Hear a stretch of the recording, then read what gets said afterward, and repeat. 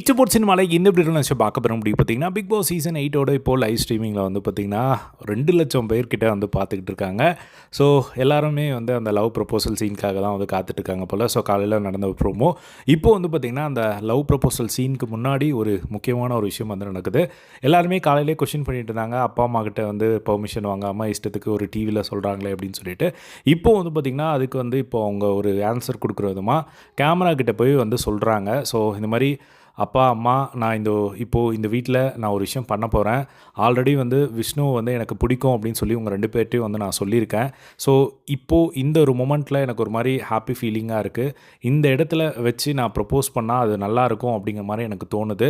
நான் வந்து விஷ்ணு கிட்ட வந்து இப்போது என்னோடய காதலை வந்து நான் சொல்ல போகிறேன். ஸோ அதுக்கு முன்னாடி நான் உங்ககிட்ட பெர்மிஷன் வாங்கணும் அப்படின்னு நினச்சேன். நீங்கள் உள்ளே வந்தப்போ அப்பா கிட்ட சொல்லணும்னு நினச்சேன். ஆனால் அப்பாவும் அம்மாவும் உள்ளே வந்தப்போ உங்ககிட்ட என்ன பேசுகிறதுனே வந்து எனக்கு தெரியல.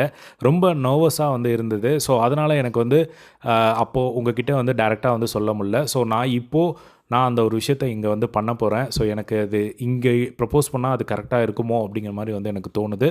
ஸோ உங்ககிட்ட ஃபர்ஸ்ட்டு சொல்லணும்னு ஆசைப்பட்றேன். ஸோ இப்போ நான் உங்ககிட்ட சொல்கிறேன் அப்படின்னு சொல்லிவிட்டு கேமரா முன்னாடி வந்து இப்போ அந்த ஒரு விஷயத்த சொல்லியிருக்காங்க. இன்னொரு பக்கம் கோதுமை மாவில் ஆல்ரெடி இதுக்கு பின்னாடி பேக்ரவுண்டில் வந்து வேலை செஞ்சுட்டு இருந்தவங்க விஷால் அண்ட் அன்ஷிதா ஒரு பக்கம் லிப்ஸ்டிக்கில் வில் யூ மேரி மீன்னு எழுதுறது, அதே மாதிரி அது மேலே வந்து கோதுமை மாவை வந்து நம்ம விஷால் ஒட்டுறது ஒரு பிளேட்டில் வந்து ரெடி பண்ணிகிட்ருக்காங்க. விஷ்ணு உள்ளே வந்த உடனே அந்த ப்ரிப்பரேஷனை வந்து ஸ்டார்ட் பண்ணிட்டாங்க.